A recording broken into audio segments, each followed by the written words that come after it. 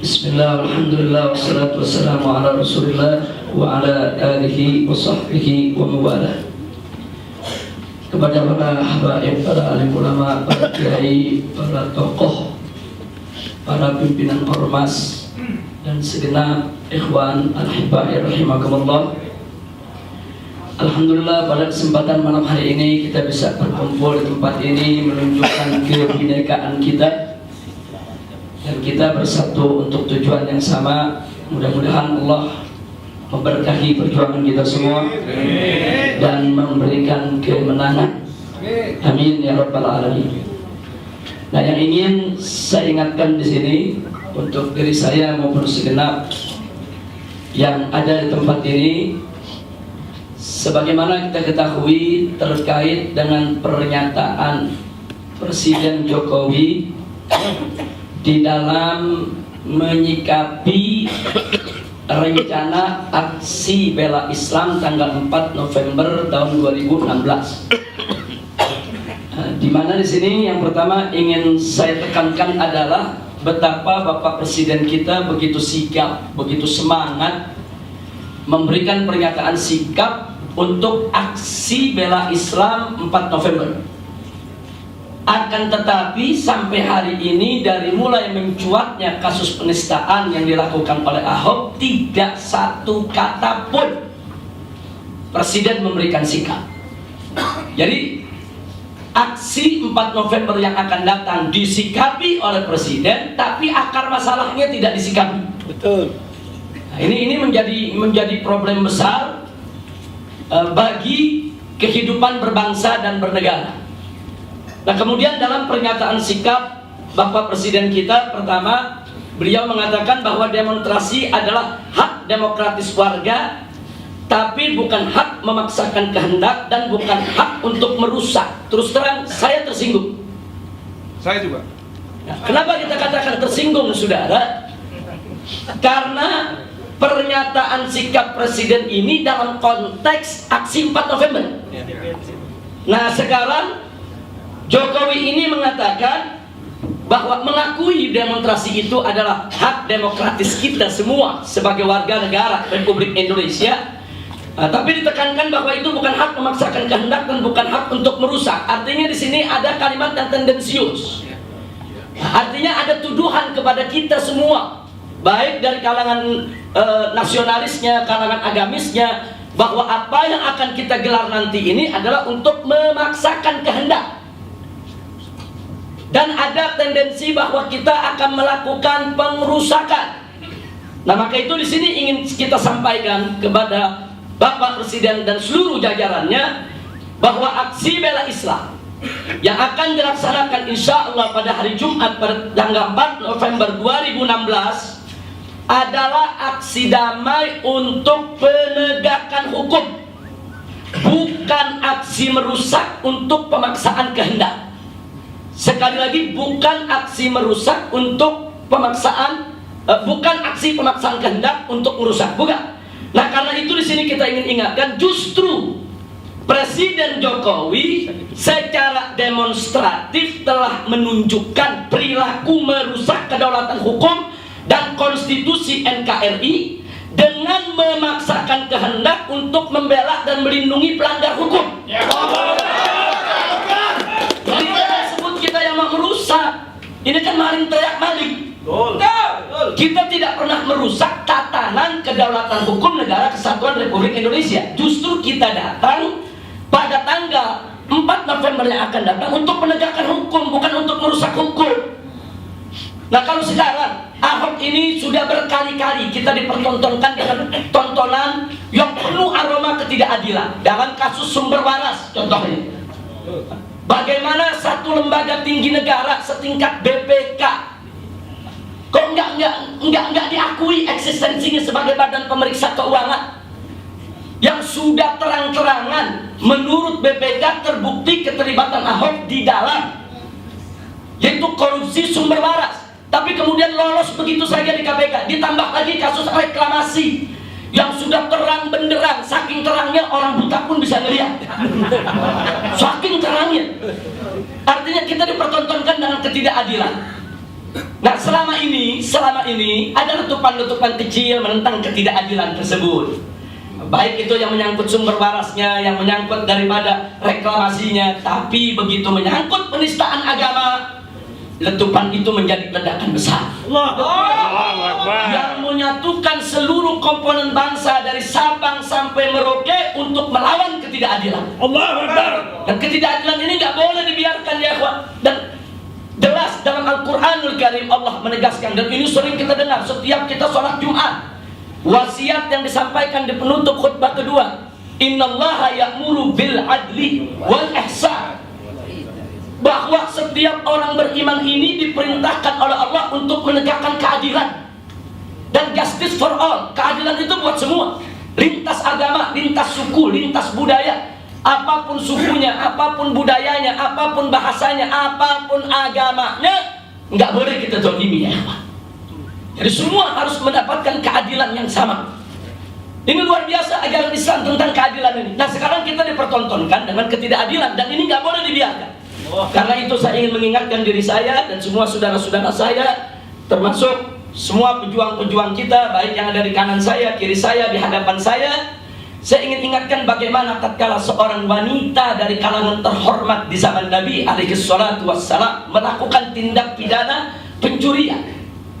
Kemudian begitu dihadapkan kepada Nabi, begitu diteliti perkaranya dan terbukti yang bersangkutan memang melakukan pelanggaran, maka Nabi memutuskan dengan hukum Allah, yaitu harus dipotong tangannya.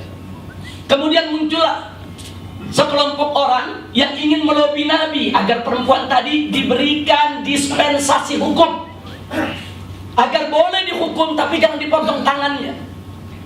Nah, kemudian mereka melakukan berbagai macam upaya untuk bagaimana bisa melobi Nabi, bisa membebaskan perempuan tadi dari tuntutan hukum tersebut. Sampai mereka akhirnya sepakat mengutus seorang sahabat yang dicintai oleh Nabi. Itu sahabat lain tidak bukan adalah Usamah bin Zaid bin Harithah radhiyallahu taala anhu. Begitu Usamah datang ke rumah Nabi memberikan salam, disambut oleh Nabi dengan wajah begitu cerah, dengan senyum. Karena memang Nabi begitu cinta kepada sahabat ini. Kenapa Nabi cinta? Karena ayahnya adalah anak angkat Nabi yang mati syahid di medan juang di dalam menegakkan Islam. Dan Usamah ini sudah dianggap seperti cucu Nabi sendiri. Nabi persamakan perlakuannya sebagaimana Nabi memperlakukan Al-Hasan wal Husain. Nah, kemudian Usamah begitu masuk disambut oleh Nabi, disuguhkan minuman luar biasa, diajak saudara bicara bagaimana dengan penuh kasih sayang. Tapi kemudian Usamah mencari kesempatan bagaimana cara melobi Nabi agar perempuan si pencuri tadi, karena berasal dari keluarga terkemuka, keluarga terhormat, agar dibebaskan daripada tuntutan hukuman. Nah, begitu lihat ada kesempatan, mulailah disampaikan oleh Usamah. Lalu apa yang terjadi? Nabi yang tadi semula cerah, kecerahannya hilang ya kawan. Yang tadinya Nabi senyum, senyumnya hilang. Yang tadinya wajah Nabi begitu kelihatan ceria, hilang keceriaannya, berubah merah. Bahkan mata beliau ikut merah menandakan kalau beliau marah ya kawan. Setelah Usamah menyampaikan hajatnya, apa kata Nabi kepada Usamah? Ya Usamah, atasfa'u fi haddin min hududillah. Hei Usamah, apa kau ingin memberikan pertolongan dalam satu ketentuan hukum yang sudah ditetapkan oleh Allah? Ini Allah yang tetapkan hukumnya kepada yang bersangkutan. Kemudian saudara, Nabi mengumpulkan para sahabat. Nabi ceritakan apa yang Nabi katakan kepada semua sahabat. Innama halaka man kana qablakum. Sesungguhnya umat sebelum kamu dulu binasa, dihancurkan oleh Allah gara-gara persoalan seperti ini. Idza saraka fihimus syarif, saudara, atau idza saraka fihimud dhaif. Pertama syarif dulu. Idza saraka fihimus syarif, saudara, idza taraku. Jadi kalau ada orang yang terhormat, orang yang terkemuka, orang yang terkenal mencuri, ditinggal, nggak dihukum. Tapi wa idza taraka fihimud dhaif, yuqamu alaihil had. Tapi kalau orang lemah, wong cilik, rakyat jelata yang melakukan pencurian, dihukum dengan berat. Akhirnya kata Nabi apa nih? Nih gara-gara begini nih, dulu umat sebelum kamu dihancurkan oleh Allah. Kalau orang kecil mencuri dihukum, kalau rakyat jelata melakukan kesalahan dihukum. Tapi kalau dia pejabat, dia orang terkemuka, dia orang yang terhormat, melakukan pelanggaran dibiarkan. Akhirnya Nabi bersumpah, "Waimullah, demi Allah, lau anna Fatimah binta Muhammadin sarqat laqattu yadaha." Demi Allah, kata Nabi, jangankan itu perempuan yang kalian bela, yang katanya perempuan terpandang, andai kata putriku, jantung hatiku Fatimah coba-coba melakukan pencurian, demi Allah aku potong tangan. Luar biasa, saudara. Nabi mengajarkan kepada umatnya untuk menegakkan keadilan, gak peduli walaupun itu kepada anak sendiri, walaupun itu kepada putri kandung sendiri, walaupun itu kepada jantung hatinya. Kenapa Nabi ajarkan kita sedemikian rupa? Karena keadilan itulah yang bisa membuat negeri kita menjadi berkah, membuat negeri kita menjadi baldatun thayyibatun mubarakah. Tapi kalau ketidakadilan itu dibiarkan, saudara, keadilan diruntuhkan, dirobohkan, di mana-mana ketidakadilan merajalela, tunggu kehancuran negeri. Maka itu pada kesempatan ini sekali lagi, kenapa kita saat ini mau melawan ini? Sudah, bukan karena faktor Ahoknya, bukan. Ini gerakan kita bukan gerakan anti Cina, bukan gerakan anti Kristen, bukan gerakan anti kebinekaan tunggal ika, bukan gerakan sara, bukan, tapi gerakan penegakan keadilan, gerakan penegakan hukum. Enggak boleh hukum kita dilanggar oleh siapapun, sekalipun presiden melanggar hukum harus dihukum. Allahu Akbar. Nah, karena itu kita mesti punya semangat yang sama, selamatkan kita punya negeri ini untuk kita bersama-sama menegakkan keadilan. Dan jangan lupa apa yang Allah katakan dalam surat Al-Isra, faqala ta'ala wa qul ja'al haq wa zahaqal batil innal batila kana zahuqa. Di sini saudara, tegas Allah mengatakan wa qul ja'al haq, katakanlah ja'al haq, telah datang yang hak, wa zahaqal batil, dan yang batil hilang. Saya ulangi sekali lagi, yang hak datang, yang batil hilang. Yang hak tiba, yang batil sirna. Yang hak ditegakkan, maka yang batil akan dimusnahkan.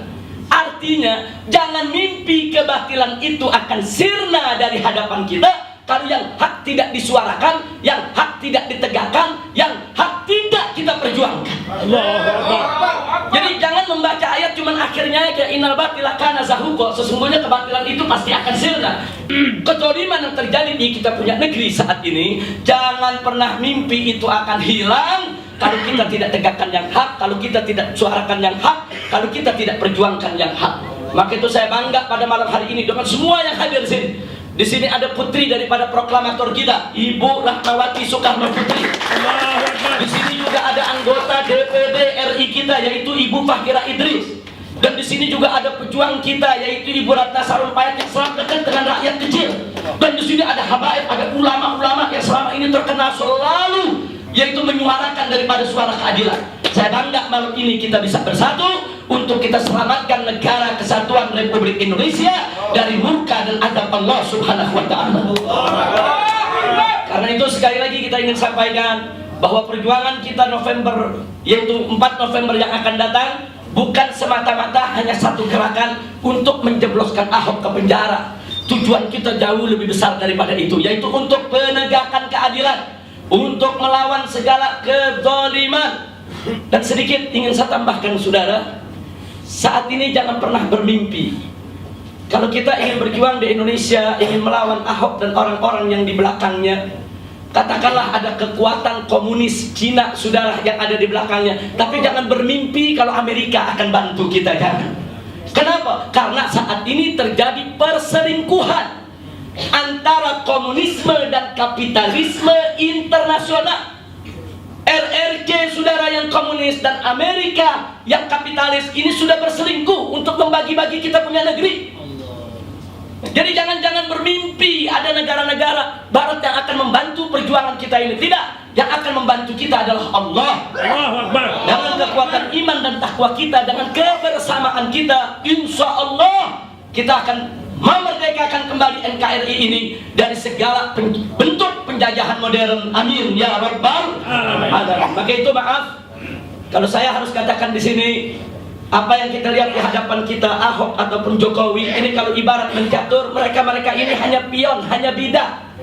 Sebetulnya yang kita lawan ini bukan Ahok, yang kita lawan ini bukan Jokowi, tapi yang kita lawan ini adalah kekuatan komunis dan kekuatan kapitalis internasional yang ada di belakang mereka. Cuman kita tidak bisa menyentuh itu. Kalau ibarat main catur, kita nggak bisa bunuh raja ya, kalau pionnya nggak dibunuh dulu. Ini di depan kita nih ada pionnya, ada bidaknya, ada kudanya, ada puncungnya yang akan melindungi daripada bos mereka, yang akan melindungi daripada biangnya mereka. Maka itu saudara, saya ingatkan sekali lagi semua yang ada di sini, ini percaturan politik internasional. Ini sengaja saya sampaikan supaya jangan nanti menganggap bahwa perjuangan kita ini cuma sekedar memasukin Ahok ke penjara. Saudara, itu perjuangan sekedar itu, nggak perlu kita nurunkan sampai 1 juta orang. Ini kalau sudah menurunkan 1 juta orang, ini untuk rasa bisa berubah menjadi people power. Dan kalau sudah berubah menjadi people power, itu bisa menggelundong saudara menjadi revolusi. Nah maka itu tancapkan niat kita, bulatkan tekad kita, tancapkan niat kita, bulatkan tekad kita, dan yuk mari kita ikhlaskan niat kita semua hanya untuk mencari ridha Allah Subhanahu wa ta'ala. Nah, karena itu kalau tadi Bu Ratna ada menanyakan, nah ini kira-kira perjuangan kita sampai di mana? Kami akan bertahan. Pala jadi kaki, kaki jadi kepala. Si penista agama harus dipenjara. Dan ini bukan memaksakan kehendak, bukan. Saudara, kita sudah sampaikan kepada pihak kepolisian, saksi sudah diperiksa, bukti sudah diuji di laboratorium forensik, saksi-saksi ahli sudah lengkap. Saudara, enggak sampai di situ, kemudian fatwa atau sikap keagamaan MUI sudah ada, dan umat Islam sudah jutaan orang secara akumulatif itu melakukan gerakan turun ke jalan dari Sabang sampai Merauke. Apalagi yang kurang? Apa yang ditunggu? Kenapa polisi masih harus ragu-ragu untuk menangkap si penista agama ini ya? Nah, ini jadi satu tanda tanya besar. Nah karena itu dalam kesempatan ini kita minta, yuk mari kita bergandeng tangan, kita satukan potensi kita. Tidak bisa tidak, pala jadi kaki, kaki jadi kepala. Kita jangan bubar sebelum jelas ini penista agama mau diapain. Harus jelas besok saudara, ini mau diapain, mau digodok, mau direbus, mau digoreng. Mesti jelas saudara, apa mau ditetapkan sebagai status tersangka, atau mau ditangkap, mau ditahan, atau gimana. Nah, ini nggak boleh terombang-ambing semacam ini, dan ini sudah kita sampaikan kepada aparat penegak hukum di sini. Nah, karena itu sekali lagi menyangkut daripada pernyataan Bapak Presiden tadi, jangan menganggap kami ingin memaksakan kehendak, apalagi ingin merusak. Tidak. Kita aksi 4 November, saya tegaskan sekali lagi, adalah aksi damai, jihad konstitusional untuk membela agama dan negara. Ini bukan aksi anti Cina, bukan aksi anti Kristen, bukan anti yaitu etnik, bukan anti Bhinneka Tunggal Ika, bukan, itu fitnah itu semua. Ini merupakan murni, merupakan aksi penegakan hukum, aksi penegakan keadilan, aksi bela agama dan negara. Dan ini nggak boleh dibelok-belokkan kemana juga, sudah. Nah karena itu kita ingin soroti di sini dalam rangka untuk meredam aksi 4 November. Kita lihat bagaimana perilaku Jokowi mencoba untuk mendekati pimpinan partai. Artinya apa? Yang ada di benak Jokowi, yang ada di kepala Jokowi, bahwa aksi 4 November kita besok ini ditunggangi oleh partai, dibayar oleh partai, dibiayai oleh partai. Dia pikir ini partai politik yang mengatur dan menggerakkan gerakan ini. Ini salah besar, saudara. Kita mesti sadarkan kepada Bapak Presiden kita bahwa gerakan sebesar ini, saudara, mau ormas atau partai politik nggak bakal mampu untuk menggerakkan sehebat ini. Ini yang menggerakkan adalah takbirun Rabbani.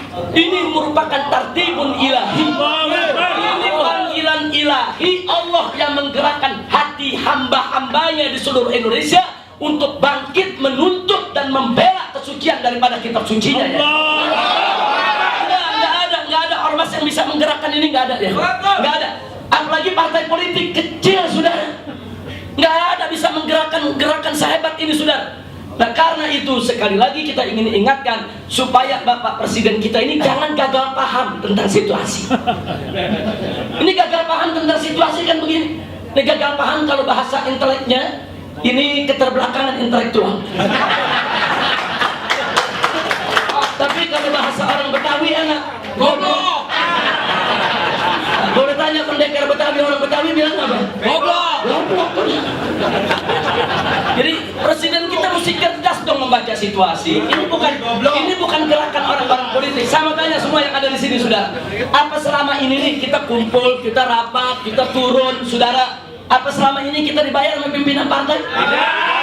Apa ada pimpinan partai itu datang ngatur-ngatur kita? Jadi salah alamat Jokowi. Mestinya datangnya ke Pusat Bakhtiar Nasir. Mestinya datangnya ke bapak-bapak yang ada di sini. Mestinya datangnya ke Ibu Rima Rahmawati, datangnya ke Bu Ratna Sarumpait, datangnya ke Ustaz Abu Jibril, datangnya ke Ustaz Muhammad Siddiq, datangnya ke Ustaz Khattab. Saudara, bukan datang ke pimpinan partai politik. Saudara, ini bukan gerakan politik, bukan. Ini gerakan penegakan hukum. Ini gerakan pembelaan daripada negara kesatuan Republik Indonesia. Dan saya sepakat, Bu Rahmawati, sekali lagi saya ingin ulangi di sini, Bu Rahma, yang sebagaimana saya sampaikan kemarin, hampir seluruh gerakan Islam itu sepakat bahwa kita harus kembali kepada Undang-Undang Dasar 1945. Saya ulangi dulu, kembali ke Undang-Undang Dasar 1945 yang dijiwai Piagam Jakarta sesuai dekret Presiden Soekarno tanggal 5 Juli tahun 1959. Di dalam dekret Presiden 5 Juli tahun 59, Presiden Soekarno selaku Presiden Republik Indonesia mengeluarkan dekret itu menyatakan bahwa Undang-Undang Dasar 1945 yang dijiwai Piagam Jakarta menjadi satu kesatuan konstitusi yang tidak terpisahkan. Takbir! Merdeka! Sallu ala Nabi! Karena itu jadi nggak usah khawatir, nggak usah curiga, jangan sampai kita ini diadu domba untuk dibuat saling curiga, tidak. Bahkan perlu saya sampaikan kepada Ibu Rahmawati sebagai putri daripada proklamator kita, bahwa langkah Presiden Soekarno pada saat mengeluarkan dekret Presiden 5 Juli tahun 1959 ini merupakan langkah yang sangat brilian, yang sangat cerdas, luar biasa. Kenapa? Ketika itu terjadi dua kubu yang saling tarik-menarik, saudara. Yang satu menginginkan Piagam Jakarta sebagai dasar negara. Kelompok yang lain ngotot menginginkan UUD 45 18 Agustus 1945 sebagai dasar negara. Sampai berbulan-bulan mereka itu rapat di parlemen, tidak ditemukan kata sepakat. Terjadi deadlock. Akhirnya Bung Karno mengambil jalan tengah. Kalau begitu jangan hanya mengambil UUD 45, jangan hanya mengambil daripada Piagam Jakarta. Akhirnya dengan keputusan yang sangat brilian beliau menyatakan Indonesia kembali ke Undang-Undang Dasar 1945 yang dijiwai Piagam Jakarta dan menjadi satu kesatuan konstitusi yang tidak terpisahkan. Nah, artinya saudara, dengan demikian saudara, kalau kita selama ini selalu berjuang untuk memperjuangkan syariat Islam, tidak bertentangan dengan konstitusi negara kesatuan Republik Indonesia. Nah, ini yang ingin saya tekankan. Jadi insya Allah Rahmawati dan yang lainnya kita akan bisa bergandeng tangan, kita akan bisa berjuang bersama, kita akan kobarkan kembali semangat Bung Karno, yaitu untuk memerdekakan kita punya negeri dari imperialisme, dari kapitalisme, dari penjajahan neolib, dan kita akan bebaskan kita punya negeri dari penjajahan asing maupun asing. Dan mudah-mudahan Allah memberkahi kita semua. Amin ya rabbal alamin. Nah, itu yang ingin saya tekankan pada kesempatan ini. Nah, akhirnya setelah apa yang saya sampaikan tadi, insya Allah mudah-mudahan gerakan besok ini diberkahi oleh Allah Subhanahu wa Ta'ala. Nah, sebelum saya akhiri, saya kembalikan kepada Ustaz Bakhtiar yang memandu acara kita ini. Saya ingin untuk kesekian kalinya mengingatkan diri saya, mengingatkan saudara-saudara saya semua sebangsa dan setanah air tentang apa yang Allah firmankan dalam surat Al-Maidah ayat 51 dan 52. Saya pikir kalau yang 51 sudah tidak perlu saya bahas lagi. Kita sudah sangat tahu, sering dikupas, diulas di mana-mana. Yang jelas bahwa surat Al-Maidah ayat 51 itu intinya satu, bahwa orang beriman dilarang mengangkat Yahudi dan Nasrani sebagai pemimpinnya. Yang kedua, Allah sebutkan alasannya, karena kebanyakan pemimpin-pemimpin di luar Islam ini, manakala mereka berkuasa, ba'duhum awliya'u ba'din, mereka ini akan lebih mengutamakan daripada golongan dan kelompoknya dengan menistakan daripada atau memarginalkan daripada hak-hak orang yang beriman. Dan yang ketiga, Allah nyatakan di situ bahwa siapa orang Islam yang tetap bandel mengangkat orang-orang Yahudi Nasrani itu sebagai pemimpin, dia termasuk golongan si Yahudi dan Nasrani tadi. Dan yang tidak kalah pentingnya bagian keempat, Allah nyatakan mereka-mereka yang tetap ngotot, nggak mau tunduk kepada aturan Allah dalam surat Al-Maidah ayat 51, mereka termasuk orang-orang yang zalim. Nah, yang menarik di ayat 52, Di ayat 52 Allah mengatakan faqala ta'ala fataral ladzina fi qulubihim marad yusari'una fihim yaquluna nahsa an tusibana dairah fa asallahu an ya'tiya bil fathi aw amrin min indih fayusbihu ala ma asarru fi anfusihim nadimin. Luar biasa indahnya informasi ini ya ikhwan. Allah berikan informasi manakala surat Al-Maidah ayat 51 tidak ditaati, manakala surat Al-Maidah ayat 51 dinista, dinodai, saudara apa akan terjadi? Fataral ladzina fi qulubihim marad. Dan ini terjadi di zaman Nabi dan terjadi lagi di zaman kita sekarang ini. Apa kata Allah? Fataral ladzina fi qulubihim marad. Engkau akan lihat dengan kedua matamu bagaimana itu orang-orang yang di hatinya ada marad, ada penyakit nifak, penyakit hipokrit, penyakit kemunafikan. Apa yang terjadi dengan mereka? Yusari'una fihim. Mereka akan berlomba-lomba untuk membela pemimpin-pemimpin yang zalim, pemimpin-pemimpin yang menistakan agama, pemimpin-pemimpin yang melawan daripada ketentuan Allah dan Rasulnya. Ini akan berlomba-lomba orang-orang munafik. Kita lihat dengan mata kepala kita sendiri. Sudah, bagaimana oknum-oknum kiai, oknum habib, saudara, oknum yang dianggap tokoh Islam, saudara. Udahan tokoh-tokoh nasional rame-rame banyak yang ngebela-bela. Ini udah ketahuan salah, saudara. Ini udah ketahuan salah, terlibat dalam sumber waras, terlibat dalam reklamasi, dan terang-terangan menistakan agama, masih dibela dengan semangat. Dibela. Bahkan ada yang membelanya, saudara, dengan melakukan manipulasi kuda, kolusi dalil, bolak-balik ayat. Enggak punya malu, saudara. Nah kemudian apa yang terjadi setelah itu? Ada yang menarik, saudara. Apa alasan mereka membela pemimpin-pemimpin yang zalim ini? Allah yang menyatakan alasannya.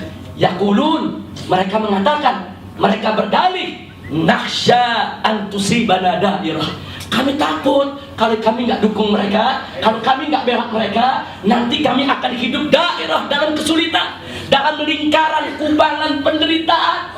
Nanti kami sakit, nanti kalau kami nggak dukung dia, nanti pembangunan nggak jalan, nanti kesejahteraan tidak terjamin, nanti kami akan diboikot, diembargo oleh Amerika, oleh China, oleh Eropa, ditakut-takuti semua rakyat. Sudah Allah sebutin dari mereka dalam Al-Quran.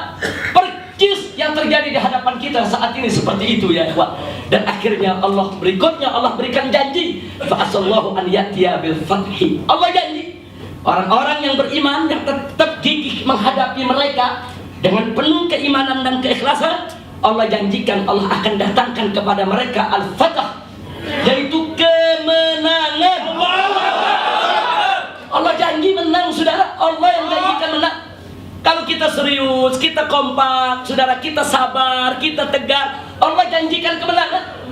Andai kata pun kita takut dengan kekuatan musuh, andai kata pun kekuatan musuh begitu besar, ada lagi kedua janji Allah, al-amr min indi. Atau Allah yang akan ambil keputusan, Allah yang akan turun tangan ya. Hati-hati saudara, kalau Allah yang sudah turun tangan, saudara, kita bisa lihat bagaimana tatkala bala tentara Fir'aun yang begitu gagah, begitu hebat mengejar-ngejar Nabi Musa alaihissalam dengan pengikutnya, dia merasa dirinya pasti menang besar. Tapi begitu Allah turun tangan, Allah tenggelamkan semua di tengah lautan dengan mudah, saudara. Nah karena itu saya berharap insya Allah tanggal 4 yang akan datang ini, saudara, pemandangan dan janji yang diberikan oleh Allah Subhanahu wa Ta'ala ini akan kita dapatkan. Mudah-mudahan kita dapatkan kemenangan. Kemenangan yang damai, yang tenang, kemenangan tanpa darah, kemenangan tanpa kekerasan. Amin ya rabbal alamin. Akan tetapi saudara, kalaupun saudara kita tidak memperoleh kemenangan ini, kita tidak tahu. Kalau Allah mengatakan au amrin min indi, Allah yang turun tangan, Allah yang ambil keputusan, maka kita tidak tahu apa yang akan terjadi pada tanggal 4 November yang akan datang. Allahu Akbar. Bisa jadi nanti yang terjadi di luar bayangan kita. Mungkin yang terjadi di luar bayangan tokoh-tokoh nasionalis, di luar bayangan tokoh-tokoh agamis, di luar bayangan semua pihak, di luar bayangan para analis, saudara. Bisa terjadi suatu peristiwa yang begitu dahsyat di negeri ini tanpa ada yang bisa membendung. Kenapa? Karena Allah yang turun tangan dengan sendirinya. Nah, tapi apapun yang terjadi, tetap kita mohon kepada Allah agar Allah menyelamatkan kita semua, menyelamatkan negara kita, menyelamatkan negeri kita, menyelamatkan bangsa kita, menyelamatkan rakyat kita, menyelamatkan perjuangan kita semua. Dan sebagai penutup, akhirnya Allah nyatakan di situ, kalau sudah Allah yang ambil keputusan, fayusbihu ala ma asarru fi anfusihim nadimin. Maka orang-orang munafik tadi yang bela-bela kepemimpinan kafir, yang bela-bela orang-orang yang menista agama, pasti mereka akan sangat menyesal. Ya, karena itu akhirnya saya ingatkan untuk semua yang ada di sini sebelum kita meninggalkan tempat ini nanti, yuk mari kita ikhlaskan niat. Tolong ikhlaskan niat hanya untuk mencari ridha Allah. Ini perjuangan kita 4 November besok ini bukan perjuangan main-main. Ini taruhannya nyawa. Kita tidak ingin melakukan chaos, kita tidak ingin melakukan kerusuhan. Tapi bukan gak mungkin ada pihak-pihak lain yang menginginkan untuk kita chaos dan kita berbuat rusuh, ya ikhwan. Sehingga resikonya sama saja. Baik kita berbuat rusuh atau orang lain yang ingin berbuat rusuh, kita punya resiko yang sama. Resikonya terjadi pertumpahan darah, resikonya akan ada nyawa yang melayang. Maka itu sebelum hari itu tiba, yuk ikhlaskan niat. Jangan sampai kita sudah berdarah-darah, jangan sampai nyawa kita sudah melayang, jangan sampai kita sudah mati bersimbah darah. Begitu kita dihadapkan di pengadilan Allah, Allah tolak amal kita. Dan ini ada dalam hadis sahih, saudara. Nabi mengatakan awwalu abdin, saudara, hamba yang pertama kali nanti akan diadili di pengadilan Allah, saudara. Salah satunya apa? Siapa? Orang yang mati syahid berdarah-darah di dalam perjuangan.